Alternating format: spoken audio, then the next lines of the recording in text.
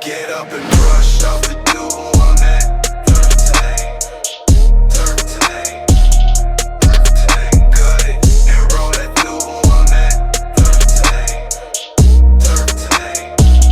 Turf today. Set up, they about to come through on that turf today. Turf today. Turf today. Get up. Turf today. Get up. Turf today. Let's get out the way. Here comes first play. Let's maintain that turf today. Ladies and gentlemen, welcome back.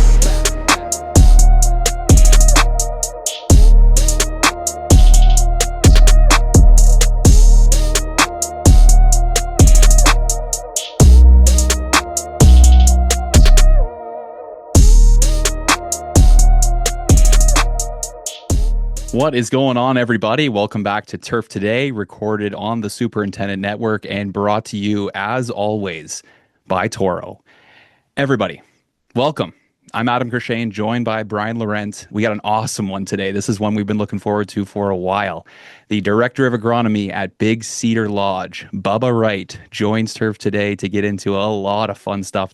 So this is going to be a really good one. We are really looking forward to digging into things with Bubba. But before we do, let's head down to Ohio, chat with Mr. Laurent.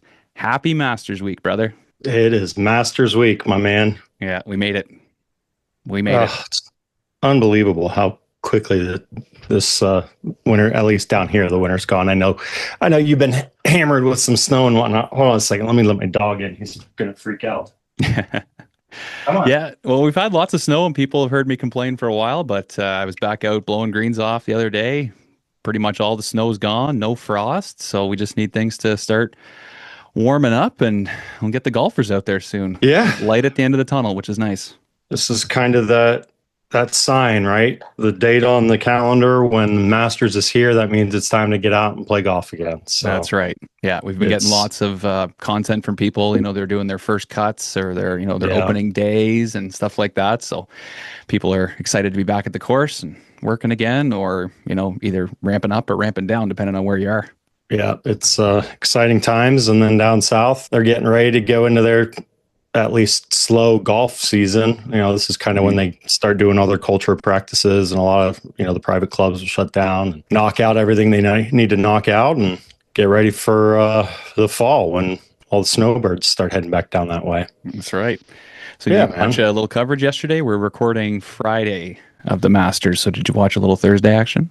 I didn't really get a chance to watch much. I caught the live from on the Golf Channel last night a little bit, but between everything kind of going on here and then the kids had games last night, so I was spent about 5 hours at the lacrosse fields last night. So that was an exciting Thursday evening, but I wouldn't have it any other way, man. I honestly think I love going to those games more than my kids enjoy playing them. Yeah, you've said that before.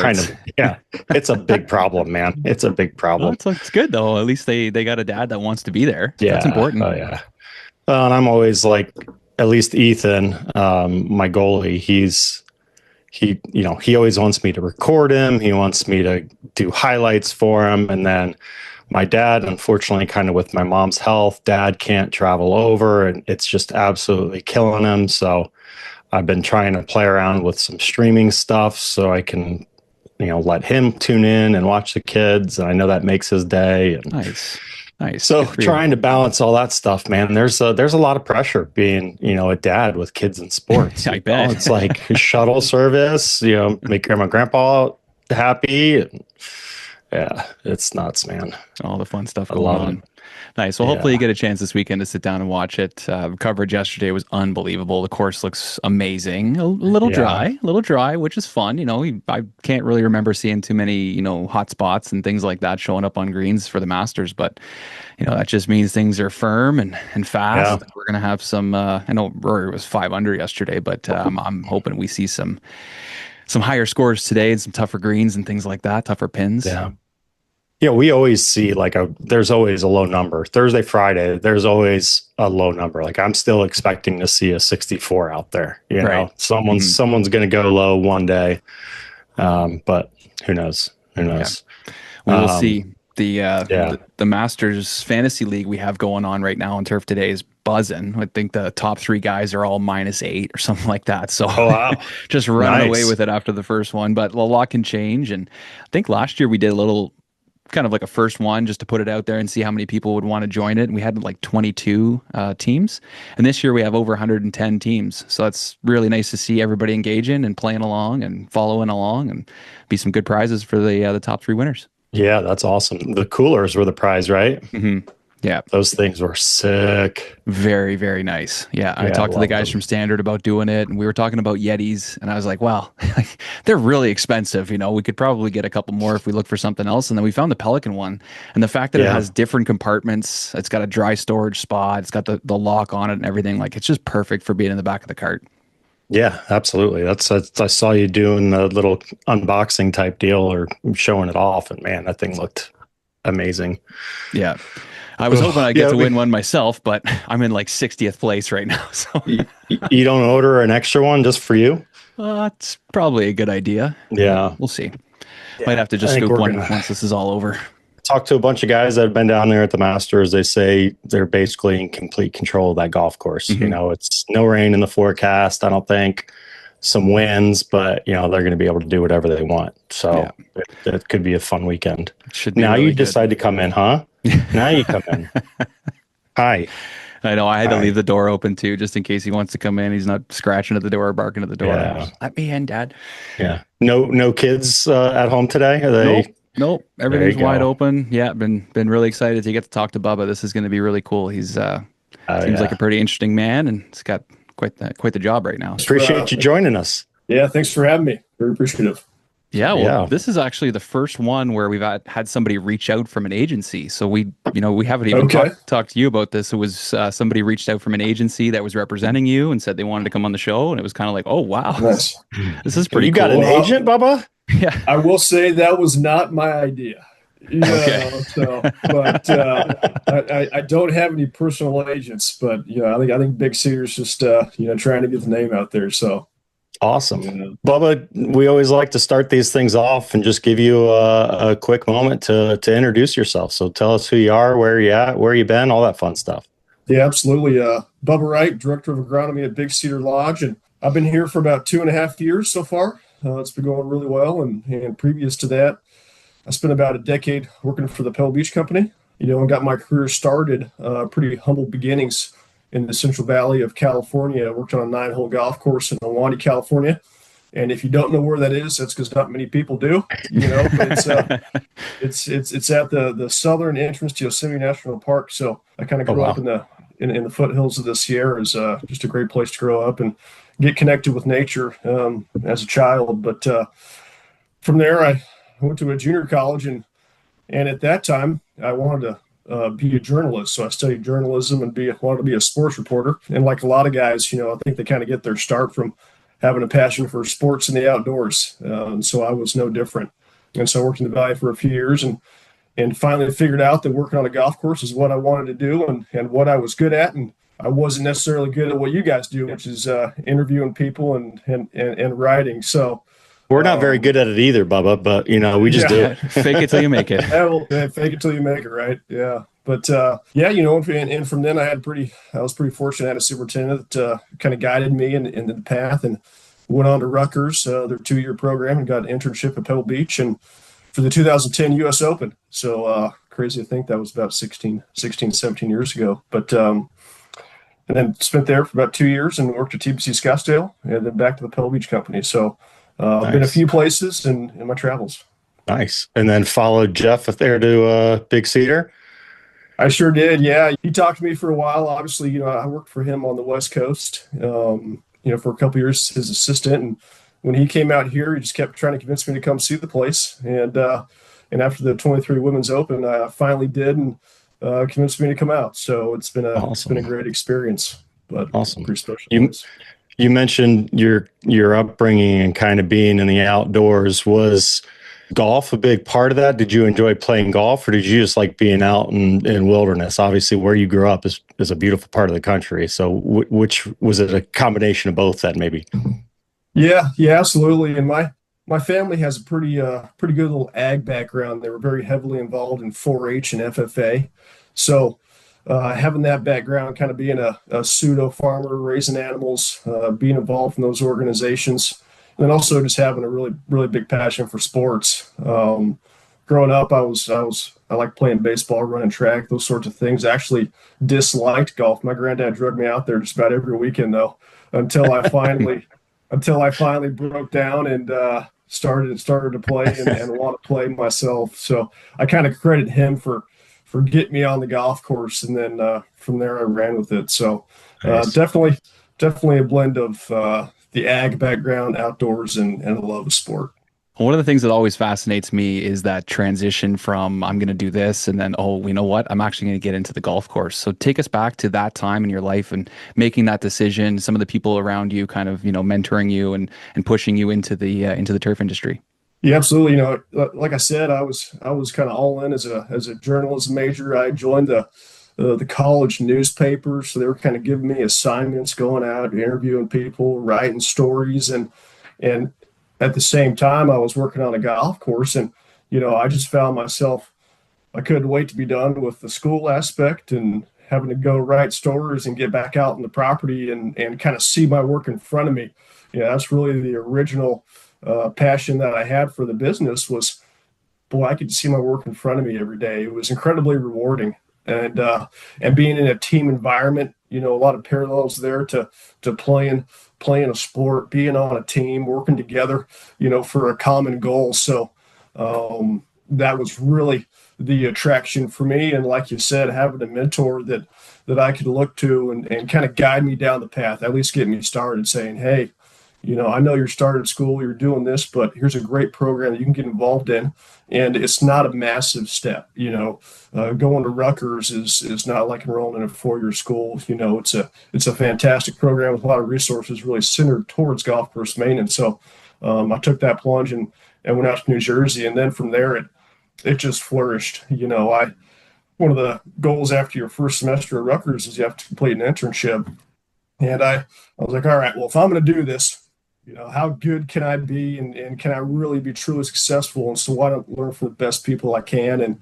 And I was incredibly blessed to have the opportunity to go to Pebble Beach that time and work for Chris Dahlhammer. So, and then the rest is kind of history. You just get people who believe in you and invest the time and be the mentor and you got to give back too and with your performance on the golf course. So. We'll jump back into some of your mentors here in a little bit, but Yeah. I always find that a lot of guys that start in something else and then make their way into golf course maintenance, there's usually a lot of transferable skills that come along with them. So with that journalism writing background, has that helped you, whether it's member communication, communicating with your team, has that kind of some of the things you've learned there, has that carried on with you into your current role? Yeah, there's no doubt. And the journalism aspect side, my mom was a teacher, and so she really harped on me with writing skills and being able to communicate and double check your work. And now I find myself using that every day. Certainly didn't at the beginning of my career, when I was out in the field more, but now it's been so valuable. So absolutely. And I look back and, 4-H was a massive aspect to that. I really didn't find myself enjoying, raising a pig as much, or, my sisters were really into, raising sheep and pigs and chickens and all these things, but more so the community service aspect and giving back is what I take from that, and all the citizenship aspects of it as well. So just a ton of transferable skills in our industry, especially as you continue to grow your career. You're going to have those. It's not something you wish you had. It's kind of a requirement to be successful. So leaving school, you take an internship at Pebble Beach, which is obviously an unbelievable property to be at.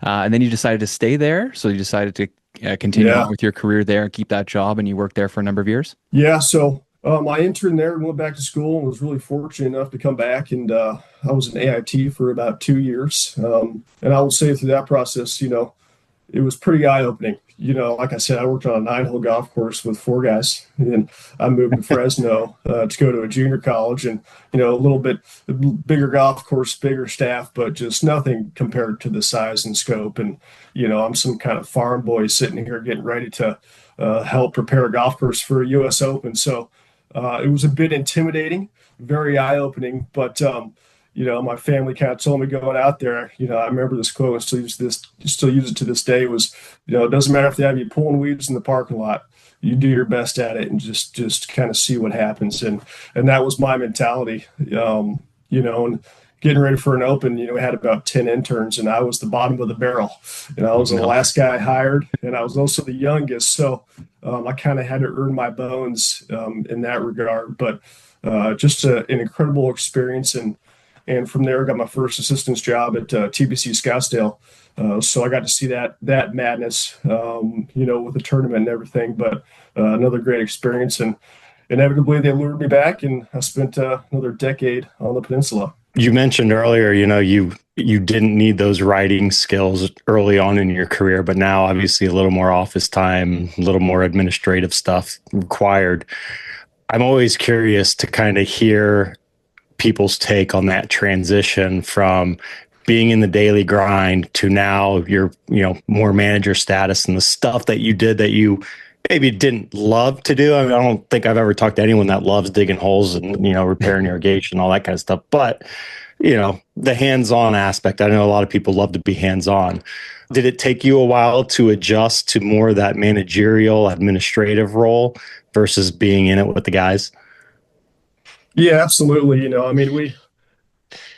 I think a lot of guys and gals get into this because you're trying to get out of an office, right? And the nature of maintaining the golf course, it's this living, breathing property that, you have to be out there and see as much as you can every day and get in with the team and execute, whatever your plan or vision is. And you get to see all those come to fruition. And then when you take a bigger role, I guess, and like I said, more of an administrative role, it's just a different sense of reward, and so in different challenges, which I think, at the baseline, superintendents love solving problems, so I still get to solve problems, maybe not in the way that I used to do. So there was certainly a transition in my current role of saying, okay, I've been on, my 18 holes, and I'm with my team, and I get to maintain this and get my hands dirty and get all my touch points with the team and the crew and on the property. And now, you gotta have to take your hands off the wheel a little bit and just trust your team and give them the resources to be highly successful. And you work on all the other skills, whether it's, hey, I learned I need to be a better communicator. We have 6 golf courses here and 130 greenskeepers in peak season. I need to get better at my time management skills. How can I see more of the property and get more touch points with my team to make sure I'm present with the guys. So just a different set of skills, still rewarding. And the nice part is it's still just a different challenge, which I think a lot of people get into the business to solve. So. Yeah, I think there's a lot of men and women out there that are working superintendents, right? So they'll handle everything behind the scenes, but then they'll still be the first one to jump in the hole when something's happening. So it's a big thing in our industry to have people that are able to do a lot of different things. I wanted to ask you about that, another transition, heading out of basically leaving the coast and going right up to the desert to work at TPC Scottsdale. Was that your decision, or did somebody kind of push you in the way of maybe go learn a different type of grass or a different area, climate, that kind of thing before coming back or before taking on a bigger role? Yeah, absolutely. A couple variables there. That was in 2012 and the economy was still fairly slow. Coming out of 08, and at that time in the Pebble Beach company, there were a lot of experienced assistants and superintendents. And so there really wasn't an opportunity for me at that time to get promoted. So, kind of having the same mentality as when I went out there, I said, okay, let me try to find the best place for me to continue to grow and learn. And what better place than a golf course that, has a tournament, has a lot of resources, but also working in the desert. What I found is you get to have 2 crops. You got your Bermudas in the summer, overseed in the winter, and in the fall. And that was the first time where I really felt like a grass farmer. So you're planting this new crop, getting to see it come up, and sure enough, 5, 6 months later, you're figuring out how to transition that back to your warm season to give you a bed to grow for the next season. So that was really an incredible experience, and really the true feeling of being a grass farmer. And in hindsight, was a great decision for my career. So. Yeah, that overseed process always fascinates me, man. That's just wild. it's crazy. It's crazy. It still does to this day. You get to kind of think of it from an artist perspective, kind of put paint on your canvas. Yeah, absolutely. So I want to jump back then to some of your mentors. You mentioned Chris Dahlheimer, now Jeff Steen as well. Talk about some of your mentors and some of the things that they have taught you and that you kind of use as part of your management philosophy these days.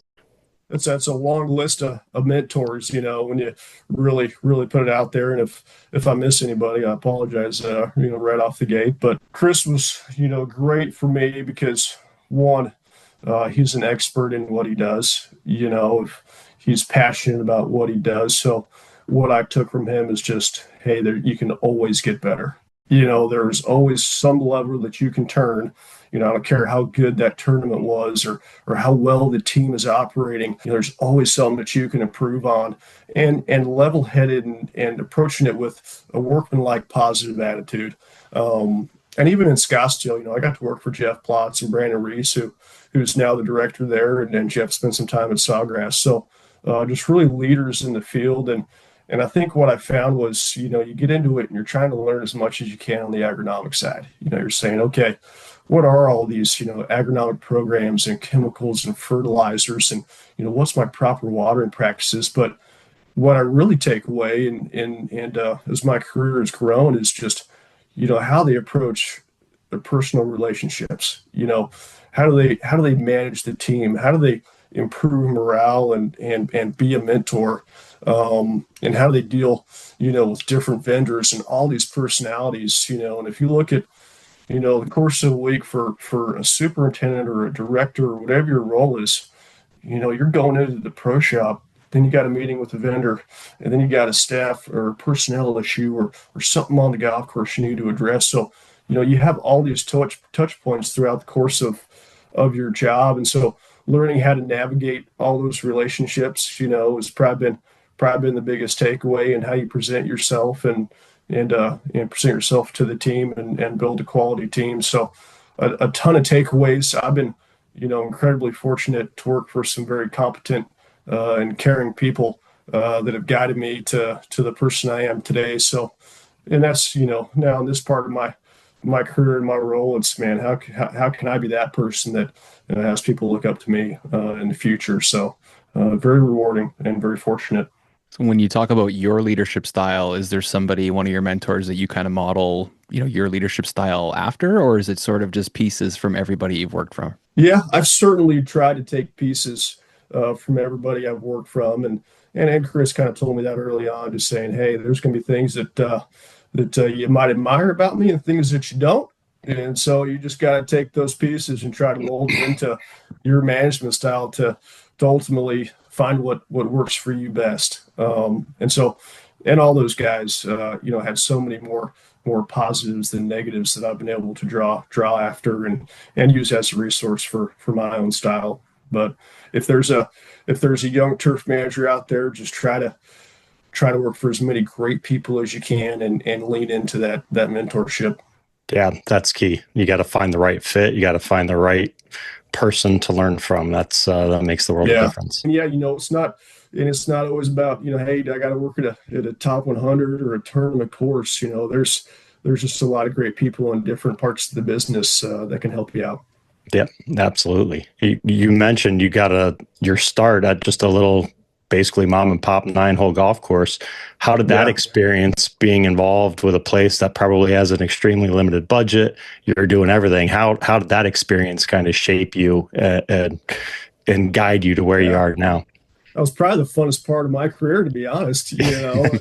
As a 18 or 19-year-old, I mean, there was really no no uniforms. I was going out there in a tank top with my headphones on, getting to listen to whatever I wanted to, and That's not I was part of the Big Cedar uniform, the tank tops and flip flops. No. I haven't, we are in Missouri, but I haven't been able to convince them of that quite yet. But now it's Bass Pro Shop hats. But Yeah. Oh yeah. yeah, you, you know, but like I said, I mean, just when you get into it, and you're getting to hop on all these different pieces of equipment and do all these, fixing irrigation and working on pumps or whatever it takes you into, especially with, we had 3 guys, so I got to do just about everything you can possibly imagine. I didn't necessarily do it well, or maybe learn how to do it the right way, but I've kind of figured it out as I went along. But You mentioned where you are there in Missouri. yeah, Obviously, major contrast from being out there on the Pacific coast at Pebble Beach. Talk about the difference and how you manage being there kind of in the hot, humid Midwest. yeah, certainly a culture shock is probably a good way to put it. When you're if anyone out there spent the Monterey Peninsula and they've been to southern Missouri, I don't think you can find maybe a bigger contrast in the country of lifestyle, but certainly something to kind of beckons back to maybe how I was brought up, I guess, and some of the values that I had. But like you said, there's certainly not many parallels, whether it's lifestyle, cost of living. I will say the price is right down here compared to Monterey. So certainly more freedom in that aspect. But this is the heart of the transition zone. So where I'm coming from a Mediterranean climate, there's maybe not as many stresses. Here, you're trying to manage 3 different monostands of grasses, whether it's bent grass greens, zoysia fairways, tall fescue roughs, and inevitably, neither one of those grasses wants to perform at its highest level at the same time. So certainly a different set of challenges. But, what I tell the team, if we could be successful here, you can take this and be successful just about anywhere, so it's a great place to learn, for the up and coming assistants or AITs and interns and but not so many parallels on the golf course maintenance side. But when you look at the resort as a whole, really the same foundation, is providing, a world-class experience to the golfing guests, get them coming back and really approaching every day with the same attitude as how can I get this guest to have an incredible experience and get them to return. So, Bubba, I'd love for you to talk about Big Cedar Lodge just a little bit more, just for our listeners that don't know a lot about it. It is a hidden gem. I've known about Paynes Valley and a couple of the other courses there, but I was doing my research this week, and it's an unbelievable property. There's so much going on there, the background with Bass Pro and everything. So just talk about your job there, everything going on, and a little bit about the property. Absolutely, yeah. And and if you haven't heard about Big Cedar, the name's certainly getting out there, but really in the last 5 or 6 years, it's put itself on the map, as a true golf resort. And our founder, Johnny Morse, is the owner of Bass Pro Shops. He's very heavily involved in what we do and really the driver behind such a rapid growth. We have 6 golf courses. I can kind of run through those real quick. The first one was Top of the Rock, a 9-hole par 3 course. We have Buffalo Ridge, which was actually already here, and Johnny ended up buying that in 2014. And from there, Mountaintop is a walking only par 3 course built in 2017, and then Ozarks National in Paynes Valley. And that's probably kind of the benchmark about when, Big Cedar really put itself on the map from a golf resort, and that was 19 and 20. And we've also just opened up Cliffhangers last year. So, I got to get in the ground of when the property was just dirt, on the side of the hill for Cliffhangers, and finally see that to the finished product last summer. But so we have 6 golf courses, and not just that, but a full-on resort, spa, restaurants. It sits right on Table Rock Lake. So there's not too many places where you can play golf, rent a boat, and also go to a shooting academy and have a world-class dinner, all in the same day. So cool. Yeah, it's a lot to offer. Certainly kind of an outdoorsman's paradise, and definitely a different offering in the resort setting. And most notably, people will probably recognize it recently from the Internet Invitational. Would love to hear if you have any stories from that you're able to tell. That must have been a gong show. Yeah, it was, and certainly different from maybe the tournaments I was used to working back on the West Coast. But that one was interesting, and I think from our side, we had no idea, what we were in for or how big it was going to be. When we were notified, hey, we're going to have this, Internet Invitational, was very hush hush. They play golf on the golf courses in August and released it in October. So, we had to keep everything, kind of on the down low and prepare the golf course and, shut really parts of the resort down to keep it very private. And it all worked out. And I think the last time I looked at the videos, it was like 30 million views. Mm-hmm. Yeah, huge. Very, very popular. When a PGA Tour event on the weekend gets, I don't know, like 3 million. So around there, outside of the majors. So, that exposure has really just skyrocketed the visual of the property, tee time bookings, who we are. And so it's been very beneficial for the resort, but certainly different, from a prep standpoint, having those guys. And I'll be honest, I really I didn't really know who any of them were, going into it, outside of a few top names, some of the top Barstool guys, but now I'm kind of finding myself following it a little bit too and trying to get involved, with that aspect of golf, which had no idea how big it was. It's insane. I'd be curious to hear from a resort standpoint, because when I spent some time down in Pinehurst when Riggs from Foreplay spent all that time down there during COVID, they sort of saw a transition from this quiet, sleepy golf resort to now all of a sudden it's a boys' trips paradise where they're coming and chugging beers and having. Did you see any sort of similar transition after that came out? Now all of a sudden you're getting more of the bachelor parties where guys are, coming out to have just a blast. Yeah, absolutely. Definitely a different clientele. And you hit the nail on the head, the bachelor party bro aspect.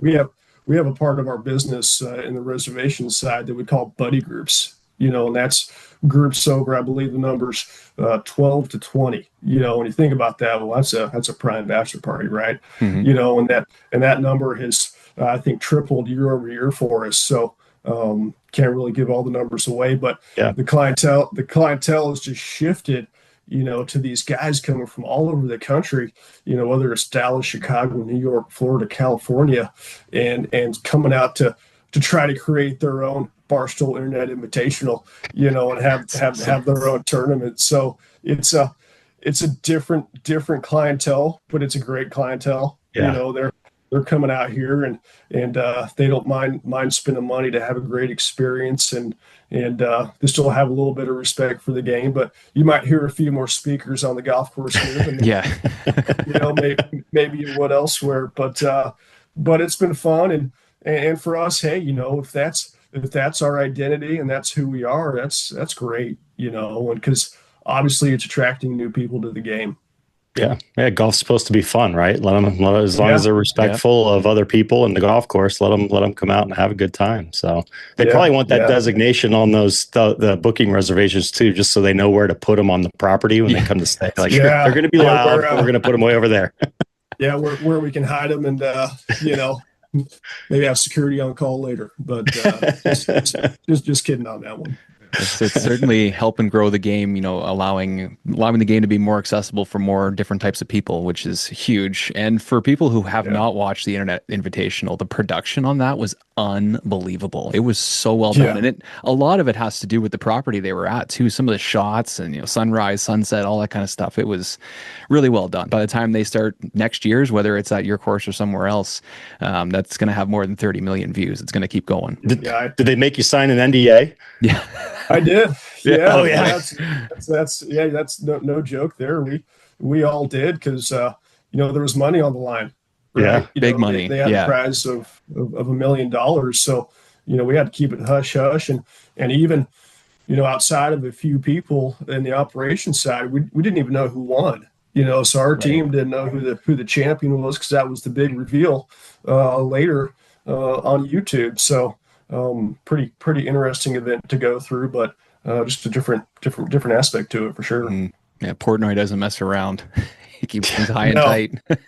Yeah, it was but like you said, I mean, the golf courses here are visually stunning, so they set up well for that format and still good properties. But it was pretty interesting. I think it was the only time, like, when they ran over some split rail on the golf course, I didn't really mind as much because, boy, it made for a pretty entertaining aspect on the videos.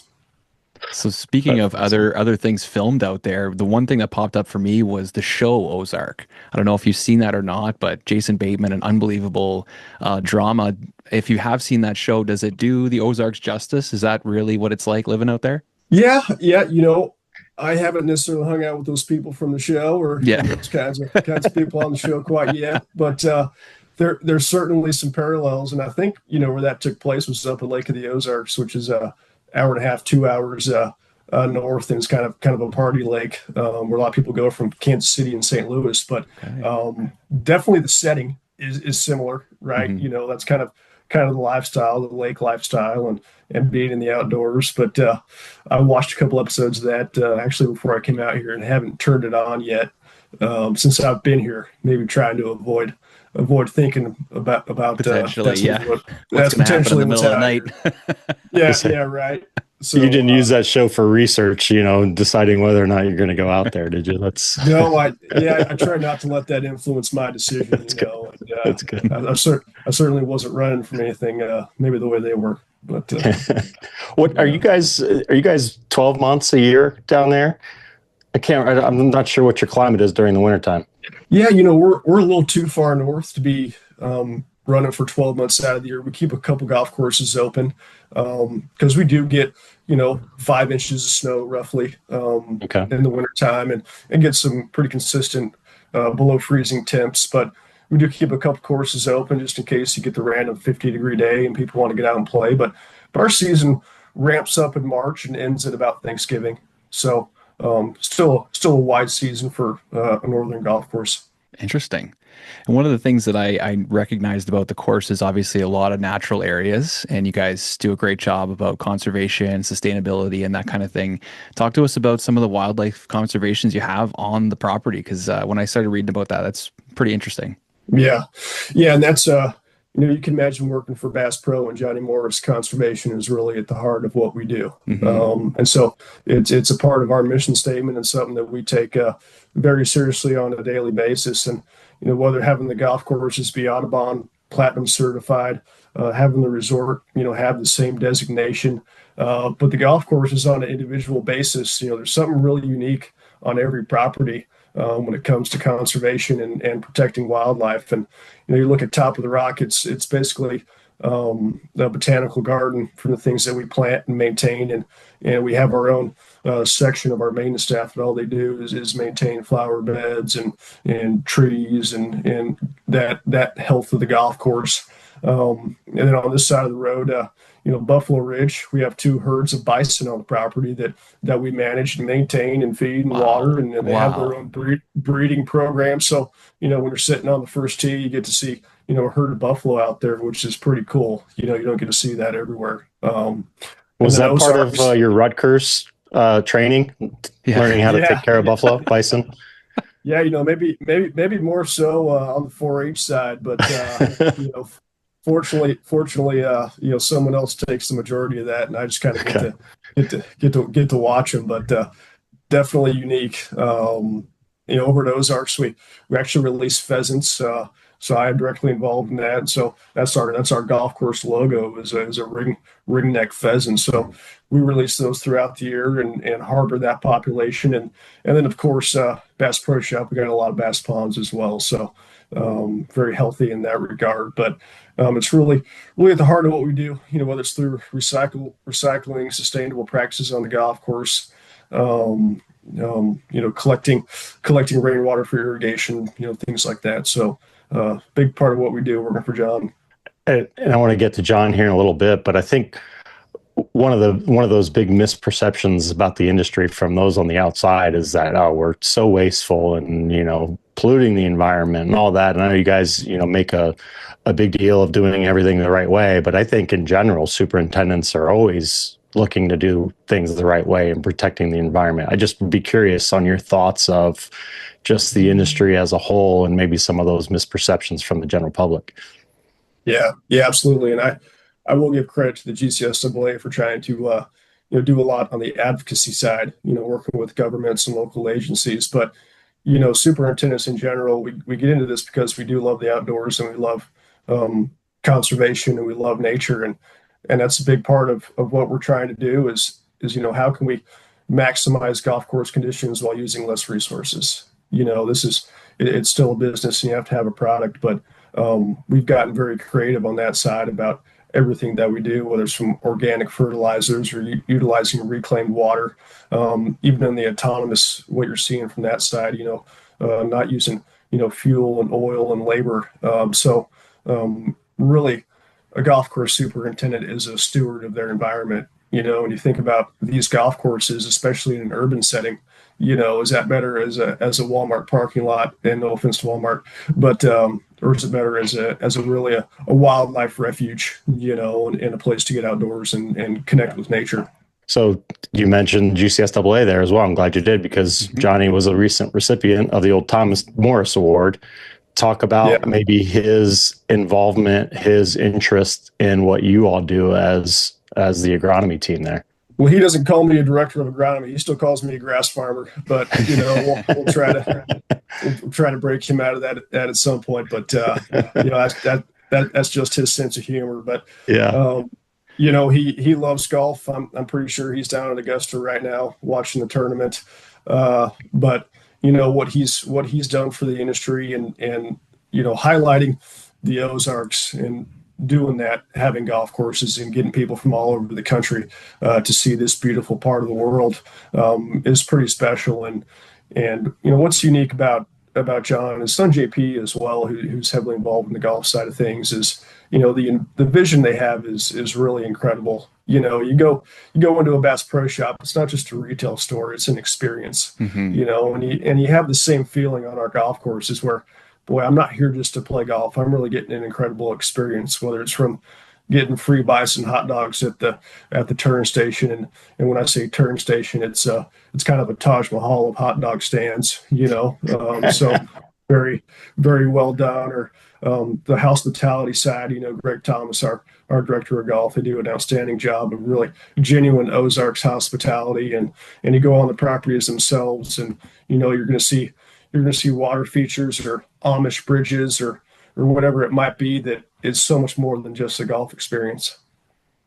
I love how you mentioned walking into a store. It's not really a store. I take my young kids to Bass Pro Shops all the time. Just let them run around, go through all the stuff, look at all the animals. It's like going to an adventure park or an amusement park. It's awesome. The best part of that whole award thing was when he gave everyone gift certificates as you walked out of the award ceremony. What a beauty. Oh my God. I got my son, he ended up getting a fishing pole out of that thing. So he's still using it. It's awesome. He still does that for his employees too. He's very generous. So just a very, very good hearted man, good person to work for. Love that. Well, we talked about being a working superintendent, and now that you're a director of agronomy, you're kind of managing superintendents in the courses. So how often do you actually get out and do some physical labor? Physical labor, yeah, probably not as much as I should like or maybe should be doing. That's for sure. I still get my steps in. 6 golf courses. We try to get to see as much of the property as I can, and the biggest thing there is just being present for the team. Is how can I be a better communicator? How can I better communicate the vision for the property or the goals of ownership or things that we're getting feedback from our guests. So I'm very fortunate and blessed to have a great team around me. I will say, we've got some experienced superintendents who are really good at what they do and more importantly, passionate about what they do. So it keeps me motivated and intent on doing a great job. So I see a lot of the golf courses every day and kind of get hands-on feedback from the team and especially the supers and assistants. And you have your weekly meetings and try to keep those short as I can and to the point so we can get back out in the field.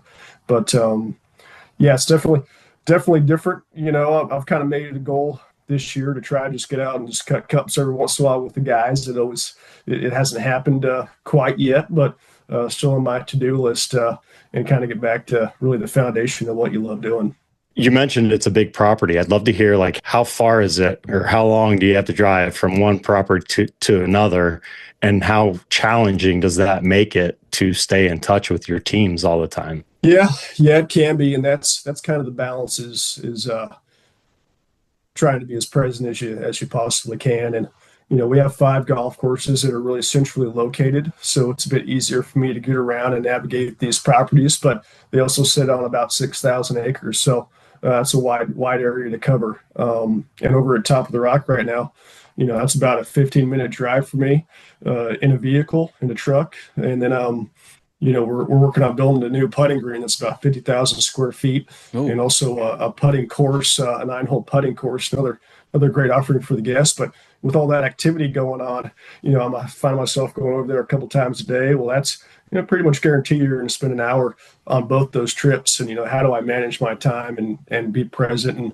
inevitably, some plans you had maybe get canceled or meetings get postponed, but I guess that's the advantage of this day and age is there's other forms of communication too, whether it's, phones, emails, various things that you can still be present. So, but I certainly pride myself in trying to be as active as I possibly can and see the properties and get with the team. But it's tough. I think the easy thing to do is kind of, think that everything's under control and taken care of and not getting out there and putting your focus elsewhere. But at the end of the day, being on the property is really what I love doing the most. So if I didn't have that, maybe I'd find something else to do, They need to get you a helicopter out there so you can just go from course to course, keep an eye on everybody. It'd be so cool. Yeah. Oh, here he comes. Shit. Yeah. So. You mentioned, how much trust you have in your team. So it makes it a lot easier to not be on a certain property all the time. And then obviously you growing up in the industry, you had to develop that trust with your leaders. How do you go about earning that trust from your director, whoever it may be? And then how did your team eventually earn your trust there at Big Cedar? Yeah. Well, I think at the end of the day, that's all results driven. We're in the golf course maintenance business as much as, you focus on the joy and the passion. I love doing this. At the end, it is results driven, and you're only as good as the golf course is on that specific day. And certainly the foundation was already here. And we've made tweaks to the program and continue to improve the conditions or improve our staffing model or giving the guys more resources. So at the end of the day, I think my role and how I gain trust with the team is just, understanding their needs. I'm asking you to do X, provide this great facility, property, well-conditioned for our guests to keep coming back. What resources do you need to achieve that? So if I'm not giving you the operating expenses or the labor, capital improvement projects, then I really can't say that I'm doing my job and giving you the tools you need to meet the expectations of our ownership group or our guests or myself. So as long as I'm able to do that, I really feel like that's earned a ton of trust, as we've, increased operating budgets or have more manpower, which is then seen on the golf courses. And then having really open lines of communication. I'm not a difficult person to talk to. I'm not a person that feels like there's only one way to get a job done. So I kind of like the theory of telling somebody a task and not telling them how to do it and being surprised in their ingenuity and how they accomplish that task and earning trust both ways. So, and being present as a leader and as a communicator, and you want to have an open door policy, but also live that, without fear of repercussions. There's always going to be problems, especially with the size and scope of this facility. So being able to speak to someone at their level, I think has helped me out a lot.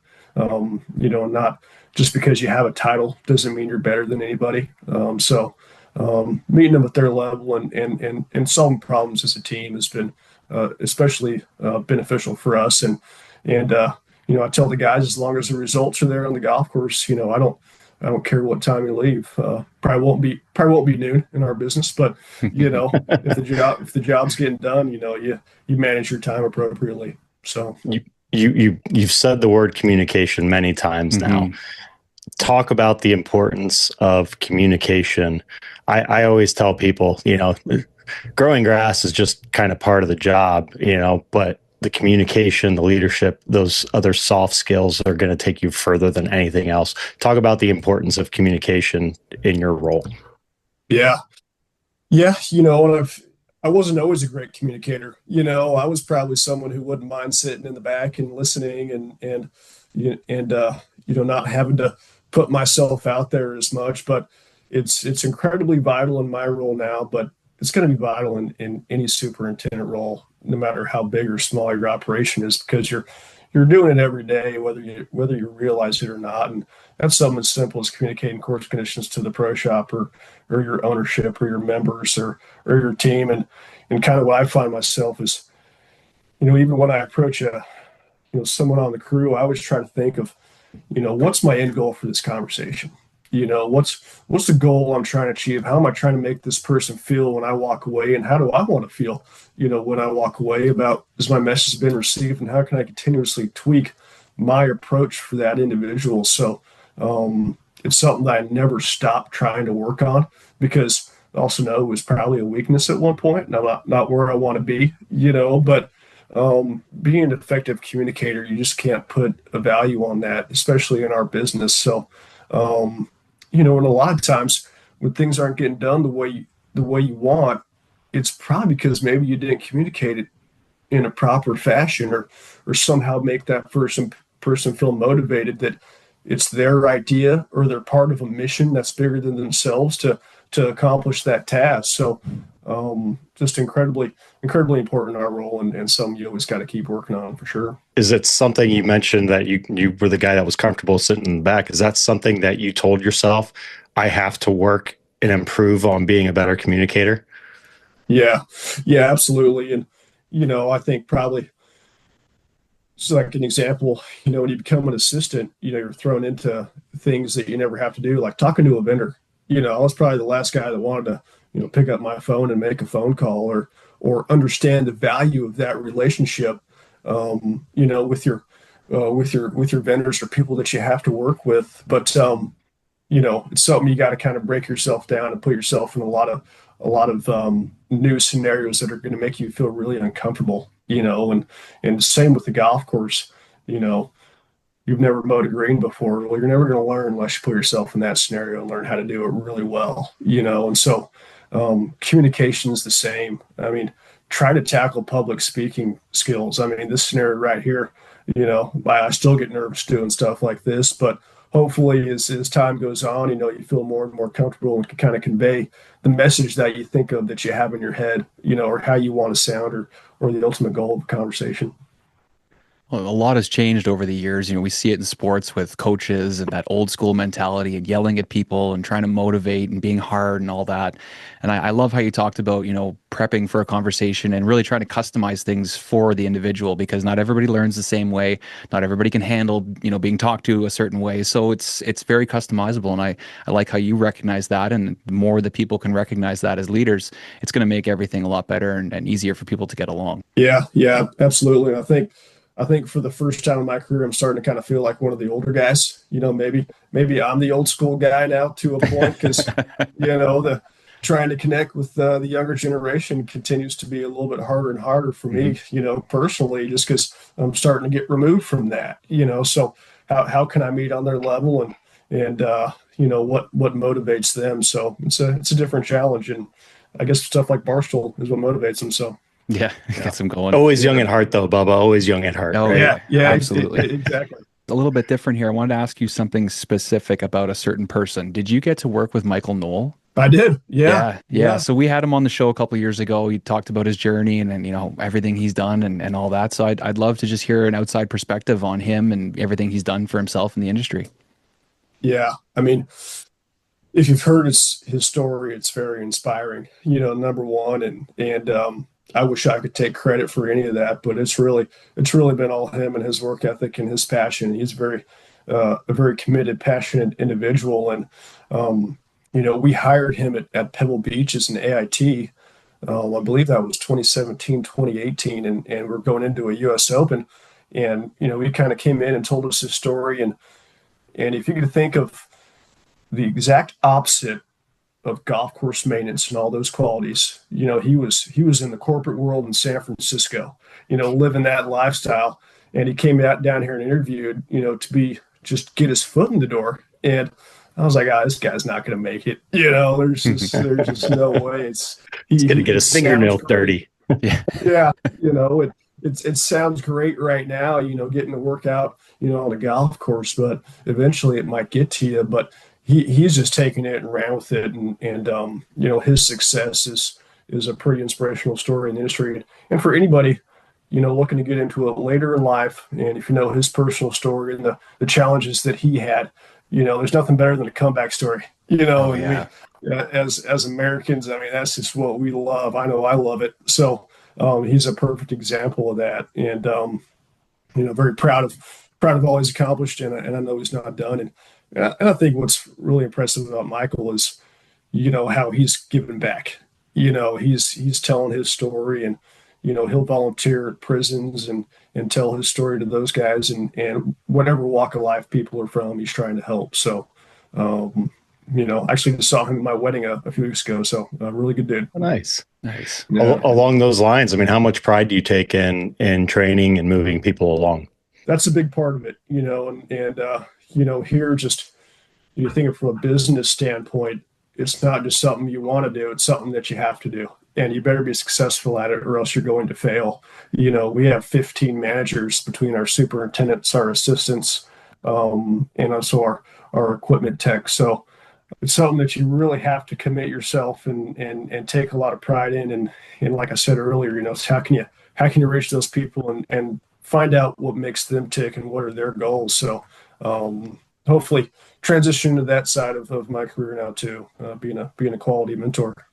Absolutely. We have another 10 minutes left here, Bubba. We usually leave the last little bit to you. It's your show, your episode's going to have your name on it. So if there's something you want to talk about or something you want to plug, the floor is yours. Gotcha. Well, I've never been asked to plug anything before, but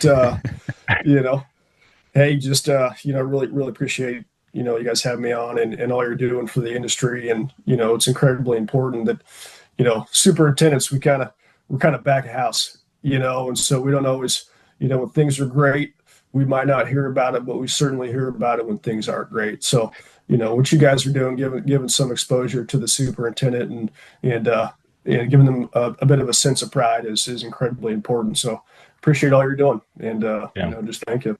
I just had one more fun one here for you before we let you go, Bubba. We're seeing a lot of men and women move on from different careers. One person I want to talk about is Ken Griffey Jr. Famous Hall of Fame baseball player, is now out, one of the biggest sports photographers out there. He's at the Masters right now taking pictures and getting all these photographs. So do you see yourself maybe later in life getting back into journalism and doing some reporting or doing something like that? Is there still a passion there? Gosh, I don't know. First off, I loved Griffey growing up. Him and Barry. I always kind of went back who was the best player. But being a West Coast guy, I guess I chose Barry. But pretty cool seeing him do that. I've seen some of the stuff, and I guess if I had to do anything at this point, I don't know. Creative writing, I think I could still get into it, but I kind of would maybe see myself as driving a bus in a national park or something like that, or being a fishing boat captain. There we go. Nice. Maybe not journalism, but I don't know if at this point anybody actually wants to hear my stories, or if I can. Let's be honest. Creative writing is all done by ChatGPT these days, anyways. You just write a couple core ideas and gone. It is funny, having that background. I've always I have not done it. So I was like, I'm better than this. I gotta use my brain and my mind to convey. But the last few weeks, I've been doing it. Your dirty little secret. It's out, Bubba. It's happening. This is way better than anything I've ever created. You make minor tweaks to make it sound like it's you, but unfortunately, I think I've taken the plunge, and I might not be going back. So we'll see. It's efficient, man. I'm in the same Yeah. boat as you. I'm like, I'm going to write these descriptions on my own. I can write this on, and then I punch in a couple bullet points, and it feeds it out. I'm like, wow, that's Yeah. fantastic. And it Yeah, only took and like 30 you said, seconds. Yeah. Yeah. Yeah. The efficiency standpoint, you're just putting these little prompts in, and it's like this thing's just read my mind, Yeah, and yeah. I couldn't have done it better. So Yeah. kind of scary, Yeah, but yeah, we'll see. Technology is changing everything. Whether it's in our industry, it is. outside of the industry, it's insane. But well, Bubba, Yeah. this has been absolutely fantastic. Can't thank you enough for taking the time to join us here. And again, if there's anything else you want to add before we let you go, feel free. But otherwise, man, this has been awesome, and thank you. And hopefully, we'll catch up with you sometime in person down the road. Yeah, well, I really appreciate it, and come out and see us at Big Cedar. Love to. I was messaging with Johnny Tillman today trying to get some dirt on you, and he wouldn't give it up. So Hey, there we guy go. gets a raise. Johnny's a good guy. I JT. will remember that in his review. There you go. There you go. I appreciate that. I will not forget. Yeah. Love it. All right, brother. Well, thank you so much for this. This has been awesome, and it'll be out Tuesday. Adam, Brian, Cool. thank you. All right. All right. Take care, Bubba. What a guy. Yeah. Yeah. He's fantastic, man. He's fantastic. He's got a lot going on. That's a big property, man. That's a big place. Did he say he sees every golf course every day? I think he said he tries to. He tries I to, think 'cause he's that's a he lot. tries to see. I couldn't recall how many 18-hole properties, but it sounds like they've got, maybe 2 par 3s, some putting courses, but I think 3 or 4 maybe 18-hole courses. So yeah, there's a lot there. There's definitely a lot there. I mean, that's a big responsibility. There's no question about it. And again, I mean, just the location of it, the environment there. I mean, it's brutal. Going from the Monterey Peninsula, where you know what you're going to get pretty much every single day, 12 months out of the year, to that, like that's a big change. Yeah. Right in the heat of it. It's Yeah. wild. But yeah, I was on their website looking at some of the courses, and just the landscape, like to get to visit a property like that, even if you have your golf clubs or not, it's phenomenal. So they're doing an amazing job. And the fact that it's connected and started by Bass Pro Shops and everything they have going on there, all the sustainability and conservation and stuff. Yeah. Sorry, my dog's going nuts. I think my son just got home. Yeah, they're doing a lot of great things. And we talked a little bit about the owner there, Johnny Morris, and his vision and everything. I mean, I remember sitting in his awards ceremony and listening to him talk, and just as genuine as they come, sounded incredibly down to earth, just had this vision to help the area, basically, ultimately what it sounded like I just want to bring people here to help our community. And, he's certainly done it. And like Bubba said, with the popularity of that internet invitational and 30 million people watching that thing and what it's done for that property, I have a feeling they're going to be adding a few more golf courses to keep up with the demand here. Potentially. Yeah. It seems like a really cool spot. We'll have to make our way out there at some point. I know. Yeah. I want to go out there. I know Mike Rollins was down there recently and did one of his daily grind episodes out there. And Mike does a fantastic job capturing scenery there for his videos. And yeah, he got the mouth watering a little bit looking at that thing. It looks gorgeous. Yeah, that'd be good. It's fucking crazy, man. Super Scratch events coming up. Mm-hmm. Everyone go out there, register for your local Super Scratch event. It's going to be awesome. Going to be really good. How many total are they doing this year? Let me count the ways. Our first one, April 27th in Philly. Then we've got May 11th in Canton, Ohio. Then we've got May 18th near Milwaukee. Then June 11th in San Antonio. Then June 15th in Rhode Island. And then it looks like we're doing grass clippings. Can't wait for that. Yeah. In September. Longboat Key in Florida on October 10th. Our sponsor Scramble on October 14th. Our National Invitational on October 15th. And then we just signed a contract for December 8th, I believe it is, at Carmel Valley Ranch out in Monterey, California. So that's 10 this Ooh. year. Busy. 10 events this year. Nice. Yeah, it's going to be fun. It's going to be a lot of fun. Dude, that grass clippings event is going to be dynamite. I'm so pumped for it. I'm going to do the same, very similar format to what we did for the SN shootout. I'm going to do amateur partner, paired up with a superintendent. We're going to do 18 holes of qualifying, just 2-person scramble teams, no handicaps, no nothing. And then we're going to narrow it down to either the top 4 or 5 teams to do the shootout. And then we're probably going to rent out the entire place for the whole night. So then people, the shootout wraps up. Guys just want to go out, teams of, groups of 6, 8, 10, whatever, just go play, put some money down, drink some iced teas, whatever, and have some fun. So that'd be awesome. I'm so jacked. I'm so jacked. Yeah. It's just a fun place, man. It's just so much fun. Well, it's a spot for golfers. If you're a golfer, that's where you want to be. There's everything there for you. I'd say it's so cool. And in Scottsdale, or I think they're in a different area, but the whole surrounding they're area in Tempe. They're right there. So it's fantastic. So I gotta finalize the details on that, but got the final approval yesterday and gonna be putting that all together. So that'll be good. Should be a good time. And then hopefully right after that, we head down to the Hamptons. Yeah, it'll be all right, huh? Mm-hmm. Yes, indeed. So, all right, man. We'll catch you soon. Okay, buddy. Great job today. Later. Really well done. Yeah, you too.